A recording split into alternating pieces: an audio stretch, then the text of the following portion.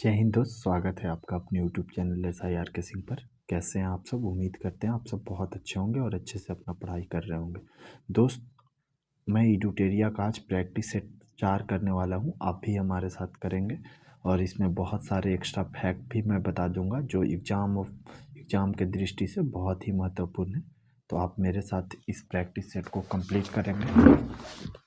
तो चलिए आज का सेशन हम शुरू करते हैं। उससे पहले आप लोग, मेरा टेलीग्राम ग्रुप है जिसका लिंक डिस्क्रिप्शन में दिया हुआ है, तो उसमें हम लोग तैयारी करवा रहे हैं अभी जीके का संपूर्ण तैयारी किसी भी एग्ज़ाम के। और बिहार दरोगा के कैंडिडेट हैं आप, तो मैं बोलूँगा कि सबसे पहले आप एडुटेरिया प्रैक्टिस सेट, अगर आप प्रैक्टिस सेट लगाना चाहते हैं तो पूरा एडुटेरिया का प्रैक्टिस सेट जितना 100 आया है 5000 प्लस वाला 100 प्रैक्टिस सेट है जिसमें 5000 क्वेश्चन है, तो आप उसको करेंगे। तो चलिए आज प्रैक्टिस सेट 4 करेंगे, तो देखते हैं। और इससे पहले वाला प्रैक्टिस सेट मेरे चैनल में डाला हुआ है, आप देख लीजिएगा उसको, डिस्क्रिप्शन में भी मैं दे दूंगा लिंक। चलिए शुरू करते हैं आज का प्रैक्टिस सेट। पहला क्वेश्चन है, भारत में पर्यावरण संरक्षण अधिनियम कब पारित किया गया था? तो ये पारित किया गया था दोस्त 1986 में। अब दूसरा क्वेश्चन में आते हैं, निम्न में से कौन सा एक कृत्रिम परितंत्र है? तो वन प्राकृतिक है दोस्त, समुद्र भी प्राकृतिक है, झील भी प्राकृतिक है, बगीचा जो मानव रोपता है बगीचा, तो कृत्रिम परितंत्र हो गया। नेक्स्ट क्वेश्चन पर आते हैं हम। क्वेश्चन नंबर 3, निम्नलिखित में कौन सर्वाधिक ग्रीन हाउस इफेक्ट करती है? तो सबसे पहले हम ग्रीन हाउस समझ लेंगे। ये ठंडे प्रदेशों में ताप को बढ़ाने के लिए इसका उपयोग किया जाता है। तो ग्रीन हाउस गैस है, ये सारा जो दिया गया है नीचे, जलवाष्प, मीथेन, CO2, ये ग्रीन हाउस गैस ही हैं सारे। तो वो ये बोल रहा है कि सर्वाधिक इफेक्ट कौन सा करती है? तो ये जलवाष्प, ये सबसे ज़्यादा ताप को सस्टेन रखता है, सबसे ज़्यादा ताप मेंटेन करने में सहायक होता है जलवाष्प। आप वैसे जानते भी होंगे, ये आया हुआ क्वेश्चन है BPSC में। अब चलिए नेक्स्ट चौथा पर आता है, भारत के मुख्य बिंदु भूमि का दक्षिणतम बिंदु। अगर भारत का सिर्फ दक्षिणतम बिंदु पूछता तो इंदिरा पॉइंट हो जाता, लेकिन यहाँ दक्षिणतम नहीं पूछ रहा है, इसलिए होगा मुख्य भूमि का पूछ रहा है, तो मुख्य भूमि कन्याकुमारी हो जाएगा। चलिए अब नेक्स्ट क्वेश्चन पर आते हैं, भारत में किस प्रकार के वन भारत में किस प्रकार का वन सर्वाधिक भाग में पाया जाता है? तो ये पाया जाता है दोस्त उष्णकटिबंधीय पर्णपाती वन भारत के सर्वाधिक भागों में पाया जाता है। अब नेक्स्ट क्वेश्चन पर आते हैं, छठा क्वेश्चन पर देखते हैं। क्वेश्चन नंबर 6, क्वेश्चन नंबर 6 है, निम्नलिखित कथनों में कौन सही है? कथन दिया हुआ है, पहला कथन हम लोग देखते हैं, हिमालय के पश्चिमी भाग की अपेक्षा पूर्वी भाग में अधिक जैव विविधता पाई जाती है। बिल्कुल सही है दोस्त, पश्चिमी भाग के अपेक्षा पूर्वी भाग में अधिक जैव विविधता पाई जाती है। दूसरा है, हिमालय के पश्चिमी भाग की अपेक्षा पूर्वी भाग की चौड़ाई अधिक है। नहीं दोस्त, हिमालय का पश्चिमी भाग अधिक चौड़ा है जबकि पूर्वी भाग कम चौड़ा है। इसका कारण है, ये अभिसारी सीमांत बल के दबाव के कारण ऐसा हुआ है, जिसके कारण पूर्वी भाग पर अभिसारी सीमांत बल का दबाव ज़्यादा होता है, जिसके कारण यह एक दूसरे से चिपक गए हैं और इसका चौड़ाई कम हो गया है, लेकिन जो इसका ऊंचाई है वो ज़्यादा है। तो इसका चौड़ाई पश्चिमी भाग में हिमालय का चौड़ाई लगभग 400 मीटर है, पूर्वी भाग में लगभग 160 मीटर है। चलिए अब नेक्स्ट क्वेश्चन देखते हैं। तो इसमें ये हो जाएगा, केवल एक सही है। अब आते हैं 7वां क्वेश्चन पर, अरब सागर में गिरने वाली भारत की सबसे बड़ी प्रायद्वीपीय नदी। आप लोग को पता होगा कि ये सबसे बड़ी नर्मदा है, प्रायद्वीपीय नदी जो अमरकंटक से निकलती है। अब चलिए, चाय की खेती के लिए निम्नलिखित में से कौन सा मिट्टी सबसे उपयुक्त है? तो अम्लीय मिट्टी दोस्त। नेक्स्ट क्वेश्चन पर आते हैं, मानसून निवर्तन होता है, मानसून निवर्तन क्या होता है, किधर से किधर होता है पूछ रहा है। तो ये हो जाएगा ऑप्शन नंबर डी, उत्तरी पश्चिमी भारत से बंगाल की खाड़ी की ओर। मानसून निवर्तन जो होता है वो उत्तरी पश्चिमी भारत से बंगाल की खाड़ी की ओर होता है। उत्तरी पश्चिमी भारत आपको पता होगा किस एरिया को कहते हैं, मैप में ऊपर उत्तर होता है और लेफ्ट साइड में पश्चिम होता है और राइट साइड में पूरब होता है। तो चलिए नेक्स्ट, वेनेजुएला की राजधानी पूछ रहा है, तो वेनेजुएला की राजधानी कैरास, कैरास है, कहीं कहीं यहाँ काराकस लिखा हुआ है, तो कराकस ही चलते हैं, ऑप्शन नंबर ए। अब नेक्स्ट क्वेश्चन पर आते हैं। पूछ रहा है निम्नलिखित में से कौन सुमेलित नहीं है। तो यहाँ भारत चक्रवात, ऑस्ट्रेलिया बिलीबिली, ये चक्रवात का नाम है दोस्त, और पूछ रहा है कि किस देश में इसको क्या बोलते हैं। तो चीन में टाइफून बोलते हैं चक्रवात को। और अमेरिका में देखिए दोस्त चक्रवात को बम बोला जाता है। तो 12 क्वेश्चन पर आते हैं। 12 नंबर क्वेश्चन है कोरल रीफ या प्रवाल भित्ति मुख्यतः कहाँ पाई जाती है। तो एक कर्क एवं मकर रेखा के बीच पाई जाती है। तो ऑप्शन नंबर सी हो जाएगा, कर्क एवं मकर रेखा के बीच। नेक्स्ट आते हैं स्वर्ण सिंह समिति। स्वर्ण सिंह समिति आप लोग जानते होंगे 51 क में मौलिक कर्तव्य है। तो वही स्वर्ण सिंह समिति 51 क संविधान के अनुच्छेद 51 क से मूल कर्तव्य से संबंधित है। क्वेश्चन नंबर 14 पर आते हैं। न्यायोचित एवं मानवीय कार्य दशाओं का मातृत्व सहायता के लिए उपबंध संविधान के किस अनुच्छेद में। ये न्याय उचित और मानवीय कार्य ये है अनुच्छेद 42 में। अब अनुच्छेद 39 से हम देखते हैं कि 39 में क्या है। तो 39 में है दोस्त संसाधनों का उचित वितरण। 39 में, 40 में आप जानते होंगे ग्राम पंचायत है, और 41 में है कुछ विशेष दशाओं में काम पाने का अधिकार, जैसे गरीबी, भूखमरी और भी कोई। और 43 में इसमें है कि काम जो 41 के अनुसार जो काम मिलेगा वो न्यायोचित और ऐसा काम होना चाहिए जो मानव दशा के अनुकूल हो। और 43 में क्या है कि इस कार्य के लिए जो वेतन मिलेगा कम से कम जिस उससे जीवन निर्वाह हो जाए। तो आप चारों अनुच्छेद समझ गए होंगे कि संसाधनों का उचित वितरण है। और इसी में 39 में एक और है समान कार्य के लिए समान वेतन। आप देखते होंगे गाँव में बोलते हैं जैसे धान रोपने वाले को तो लेडीज का अलग रहता है और पुरुष का अलग रहता है, लेकिन अनुच्छेद आर्टिकल 39 के तहत ही दोनों को सेम मजदूरी दिया जाता है, जो नीति निर्देशक तत्व का भाग है। चलिए अब नेक्स्ट क्वेश्चन हम देखते हैं। नेक्स्ट क्वेश्चन है भारत के नियंत्रक एवं महालेखा परीक्षण के संबंध में निम्नलिखित कथनों पर विचार कीजिए। अब ऐसे विचार करने वाले एक क्वेश्चन बीपीएससी का है दोस्त। ये सब क्वेश्चन बहुत स्टैंडर्ड लेवल के माने जाते हैं। और नीचे देख लीजिए लिखा है कि उपयुक्त में से कौन सा कथन गलत है। तो जो कथन गलत होगा उसी को चुनना है। तो पहला ऑप्शन देखते हैं, इनका कार्यकाल 6 वर्ष या 62 वर्ष तक होता है। 62 वर्ष नहीं दोस्त, 65 वर्ष होता है।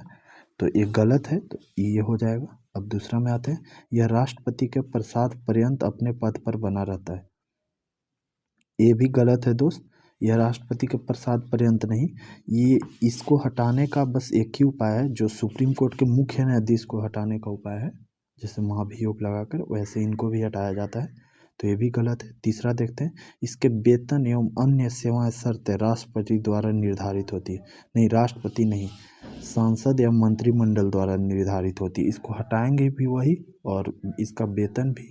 तो उपयुक्त सभी हो जाएगा। सब कथन गलत ही है, कोई सही नहीं है। बाकी जो सही है कार्यकाल आप याद कर लीजिएगा 6 वर्ष से या 65 वर्ष।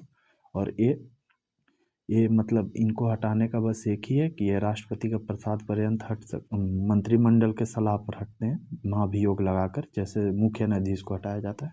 और वेतन और शर्त सांसद या मंत्रिमंडल तय करता है। अब चलिए नेक्स्ट क्वेश्चन पर आते हैं। राज्यों में मुख्यमंत्री समेत मंत्रियों की अधिकतम संख्या विधानसभा की कुल सदस्य संख्या के कितने प्रतिशत से अधिक नहीं होना चाहिए। तो ये 15% है। आप लोग जानते होंगे 91वां संविधान संशोधन 2003 के अनुसार जो मंत्रियों की अधिकतम संख्या होगी वो कुल विधानसभा के सदस्यों की संख्या से 15% अधिक नहीं होगी। अब चलिए रीट जारी करना उच्चतम न्यायालय के किस क्षेत्राधिकार में आता है। तो रीट जारी किया जाता है दोस्त वो न्यायाधीश क्षेत्राधिकार में आता है। लोग जानते होंगे कि सुप्रीम कोर्ट के जो अधिकार है उसको डिवाइड किया गया, जैसे आरंभिक अधिकार, अपीलीय अधिकार, सलाह अधिकार, उसका क्या क्या है। चलिए अब नेक्स्ट क्वेश्चन पर आते हैं। दल बदल अधिनियम संशोधित अधिनियम कब पारित किया गया। इसी के द्वारा 10वीं अनुसूची जोड़ा गया था संविधान में 1985 में 52वां संविधान संशोधन द्वारा। और इसी में दल बदल अधिनियम के लिए कानून पारित किया गया था। तो वही पूछ रहा है कि कब पारित किया गया था। तो 1985 बोलेगा कैवां संविधान संशोधन के द्वारा, तो 52वां हो जाएगा। और पूछेगा कैवां अनुसूची, तो 10वां हो जाएगा। चलिए अब नेक्स्ट क्वेश्चन पर आते हैं। सर्वप्रथम प्रत्यक्ष चुनाव का प्रावधान निम्नलिखित में से किस अधिनियम के द्वारा किया गया? तो ये क्वेश्चन पीछे भी आया हुआ था, अभी से पिछले वाले सेट में, सेट नंबर 3 में। तो ये भारत शासन अधिनियम 1919 हो जाएगा, भारत शासन अधिनियम 1919 के द्वारा, ऑप्शन नंबर सी। ये पीछे का क्वेश्चन आया हुआ था, तो आप पीछे का भी सेट करें, देखिए क्वेश्चन रिपीट होने लगा है, तो आप पीछे का करेंगे तो एकदम अच्छे से आपको ये चीज़ें याद हो जाएंगी। और मैं जितना एक्स्ट्रा फैक्ट बता रहा हूँ आप उसको नोट कर लीजिएगा कहीं भी, जिससे आप दोबारा पढ़ सकें। अब चलिए 20वां क्वेश्चन पर आते हैं। प्रधानमंत्री का राष्ट्रपति को सूचना प्रदान करने संबंधी कर्तव्यों का उल्लेख किसमें है? तो ये अनुच्छेद 78 में है। तो प्रधानमंत्री जो होता है वो राष्ट्रपति और मंत्रिमंडल के बीच एक कड़ी का काम करता है, जो मतलब वो सूचना का वाहक कहा जाता है, कि जो राष्ट्रपति सलाह मंत्रिमंडल को बताएगा। तो यही पूछ रहा है कि सूचना प्रदान करने का कर्तव्यों का उल्लेख, ये अनुच्छेद 78 में है। नेक्स्ट क्वेश्चन पर आते हैं।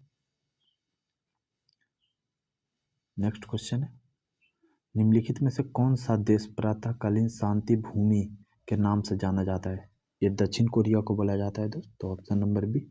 अब है विश्व जल संरक्षण दिवस कब मनाया जाता है? तो आप लोग जानते होंगे 22 मार्च। और पृथ्वी संरक्षण दिवस आपको पता होगा। चलिए नेक्स्ट क्वेश्चन पर आते हैं। स्वदेशी और बहिष्कार आंदोलन का अनुमोदन कांग्रेस के किस अधिवेशन में हुआ था? तो ये बताइएगा आप लोग कि स्वदेशी और बहिष्कार आंदोलन का अनुमोदन कांग्रेस के ये बनारस अधिवेशन में हुआ था 1905 में। और ये विश्व पृथ्वी दिवस हम बोले हैं, तो आप नेक्स्ट वीडियो में कमेंट करके बताइएगा कि पृथ्वी दिवस कब मनाया जाता है, या इसी वीडियो में आज का क्वेश्चन रहा आप लोग का कि पृथ्वी दिवस कब मनाया जाता है, आप लोग कमेंट करके बताएंगे। चलिए अब नेक्स्ट क्वेश्चन, कांग्रेस की कार्य समिति में भारत विभाजन का प्रस्ताव कब पारित किया गया? बताइए कब पारित किया गया था? तो ये 14 जून 1947 में लॉर्ड माउंटबेटन योजना के तहत पारित हुआ था। तो चलिए अब नेक्स्ट क्वेश्चन देखते हैं। 25 नंबर, संविधान सभा की प्रथम बैठक का आयोजन किस गवर्नर जनरल के काल में हुआ था? तो लॉर्ड बेविल के काल में हुआ था दोस्त। नेक्स्ट क्वेश्चन देखते हैं। मंगल पांडे ने प्रथम भारतीय स्वतंत्रता संग्राम की शुरुआत की। इसके उपरांत ब्रिटिश सरकार द्वारा उन्हें कब फांसी दिया गया? तो ब्रिटिश सरकार द्वारा मंगल पांडे को फांसी दिया गया था 8 अप्रैल 1857 को, ऑप्शन नंबर सी। अब नेक्स्ट क्वेश्चन में आते हैं। बहावी आंदोलन का प्रमुख क्षेत्र नहीं रहा है। तो बहावी आंदोलन बंगाल और संयुक्त प्रांत में ज़्यादा इफेक्टिव था। संयुक्त प्रांत आप लोग नहीं जानते होंगे तो बता दे रहा हूँ कि उत्तरी पश्चिमी प्रांत तथा अवध के संयुक्त रूप को संयुक्त प्रांत बोलते हैं। और आज देखें तो आज उत्तर प्रदेश और उत्तराखंड का जो पूरा एरिया है वही संयुक्त प्रांत में आता है। तो ये पूछ रहा है कि किस क्षेत्र में नहीं रहा? तो बंगाल और संयुक्त प्रांत में रहा था, लेकिन असम में नहीं रहा था। तो यही सही हो जाएगा, ऑप्शन नंबर सी। यहाँ पुस्तक पूछ रहा है, पुस्तक एरिया ऑफ डार्कनेस के लेखक कौन है? बताइएगा आप लोग, एरिया ऑफ डार्कनेस का लेखक कौन है? बहुत इजी क्वेश्चन है। आपको लूसेंट अगर पढ़ रहे होंगे तो आपको विविध में एक क्वेश्चन देखने के लिए मिलेगा, BS नया पर। अब चलिए मिलान करना है। एक क्वेश्चन आपके एग्जाम की दृष्टि से बहुत महत्वपूर्ण है, ऐसा क्वेश्चन पूछा जाता है एग्जाम में। तो आप लोग चलिए मिलान करिएगा। बताइए सूरत की संधि कब हुआ था? आप लोग बोलेंगे सूरत की संधि 1775 में हुआ था, याद रखिएगा। अब पूना का संधि बताइए 1817 में। अब पुरंदर का संधि ये भी 1665 में। देवगांव का संधि 1803। तो अब देख लेंगे कौन सा आंसर होगा। ए का डी किस में है? ए का डी, ऑप्शन नंबर सी हो जाएगा। 30 नंबर क्वेश्चन पर आते हैं। 30 नंबर क्वेश्चन देखते हैं। 30 नंबर में है, निम्नलिखित में से किस ग्रंथ से गुप्त काल के बारे में जानकारी मिलती है? तो गुप्त काल के बारे में जानकारी एक शूद्र किमलिस कटकम से मिलती है। नेक्स्ट क्वेश्चन, कलिंग शासक खारावेल किस धर्म के अनुयायी थे? कलिंग जो आज उड़ीसा का क्षेत्र है उसी को प्राचीन काल में कलिंग बोलते थे, वे जैन धर्म के अनुयायी थे। चलिए अब नेक्स्ट क्वेश्चन पर आते हैं। भीतरी स्तंभ अभिलेख किस शासक से संबंधित है? बताइए, भीतरी स्तंभ अभिलेख किस शासक से? तो स्कंदगुप्त हो जाएगा। दक्षिण भारत में स्थित कैलाश मंदिर किस शासकों द्वारा निर्मित है? तो कैलाशनाथ मंदिर पल्लव शासक द्वारा निर्मित है। नेक्स्ट क्वेश्चन पर आते हैं। सिकंदर की मृत्यु के बाद भारत ने अपनी गर्दन से दास्ता का जुआ उतार फेंका, साथ ही अपने गवर्नरों की हत्या कर दी। इस मुक्ति युद्ध का नायक सेंड्रोकोटस था। चंद्रगुप्त के विषय में यह किसने लिखा है? आप लोग जानते होंगे कि चंद्रगुप्त को सेंड्रोकोटस के नाम उपनाम से भी जाना जाता है, तो ऐसा एरियन ने लिखा है। ऑप्शन नंबर बी हो जाएगा। अब आते हैं 35 नंबर क्वेश्चन। 35 नंबर क्वेश्चन है, तो ध्वनि का प्रभाव मानव के मस्तिष्क में संवेदन कितने समय तक रहता है? तो ध्वनि का प्रभाव मानव मस्तिष्क के संवेदन पर 1/10 सेकंड तक रहता है। नेक्स्ट क्वेश्चन देखते हैं।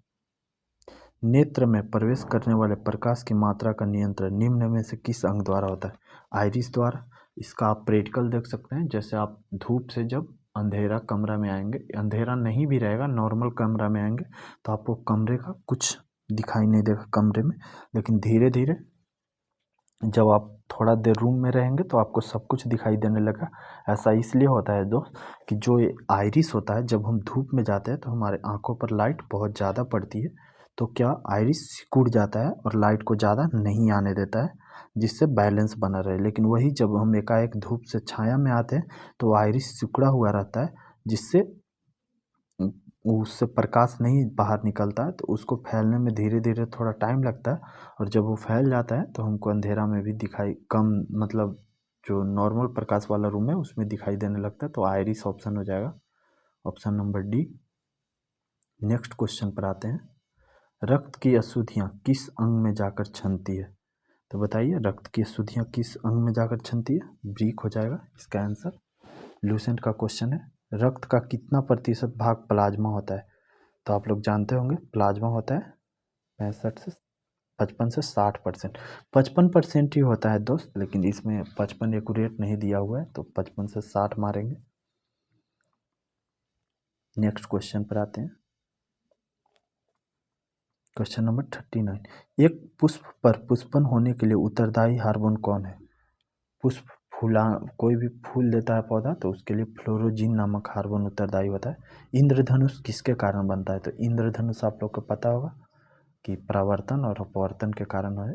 और एक ऑप्शन दिया प्रकीर्णन, प्रकीर्णन का कोई योगदान नहीं होता। नेक्स्ट देख रहे हैं, एक ही पदार्थ के अणुओं के बीच कार्यकारी आकर्षण बल को क्या कहते हैं? असंजक बल। एक ही पद और अलग अलग पदार्थों के बीच रहेगा तो असंजक बल।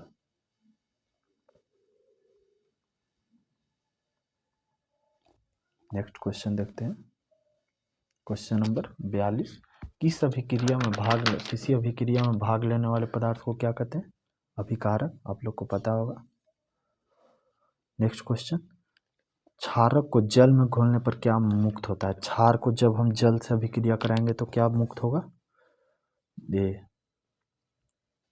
ऑक्सीजन हाइड्रोक्साइड आयन मुक्त होता है। तो ये ऑप्शन नंबर ए हो जाएगा। नींबू के रस का पीएच मान पूछ रहा है, तो आप लोग को पता होगा नींबू के रस का पीएच मान 2.2 होता है, तो ऑप्शन नंबर बी हो जाएगा। बादल और वायुमंडल का तैरना किस कारण से होता है? तो बताइए, बादल और वायुमंडल किस कारण से तैरते हैं? तो श्यानता के कारण। छाया में पनपने वाले पौधे को क्या बोलते हैं? छाया में पनपने वाले पौधे को बताइए, सियोफाइट। आप लोग याद कर लीजिएगा, छाया में पनपने वाले पौधे को क्या बोलते हैं? सियोफाइट। अब देखिए, आप लोग को रेखा हम पहले बताए थे, रेखा पहले बता दिए कि भारत और चाइना के बीच मैगीनट कहाँ कहाँ स्थित है, रेड क्लिफ सब बता दिए हैं। देखिए, यहाँ एक और क्वेश्चन है रेखा से कि मेनरहीन अंतर्राष्ट्रीय रेखा किन दो देशों के बीच सीमा बनाती है? तो आप लोग को पता होगा रूस और फिनलैंड के बीच बनाती है। तो इस तरह से दोस्त, अगर आप कंटिन्यू सारा प्रैक्टिस सेट कर लीजिएगा तो आपको बहुत जीके याद हो जाएगा, मतलब एक किताब ही याद हो जाएगा। इसमें इतना जीके है कि किताब ही बन जाएगा। चलिए 48 नंबर क्वेश्चन पर आते हैं।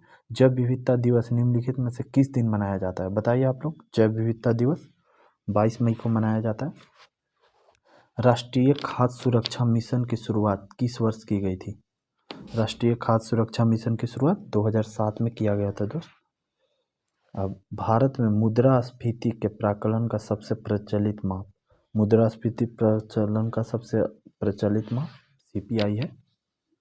तो आप लोग पूरा सेट देख लिए होंगे दोस्त, पूरा सेट का एनालिसिस। अब इसमें कुछ एक्स्ट्रा फैक्ट दिया रहता है, तो आप उसको याद कर लेंगे एक्स्ट्रा फैक्ट को।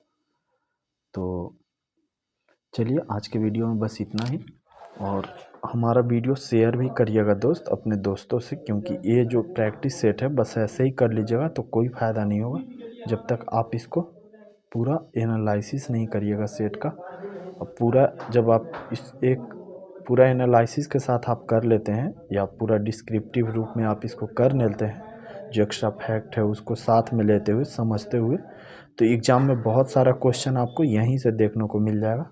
तो आज के वीडियो में बस इतना ही दोस्त, हम आपसे लेते हैं विदा। जय हिंद। अगर अभी तक हमारे चैनल को आपने सब्सक्राइब नहीं किया तो सब्सक्राइब कर दीजिएगा, और लाइक और शेयर ज़रूर करिए। जय हिंद दोस्त, जय हिंद।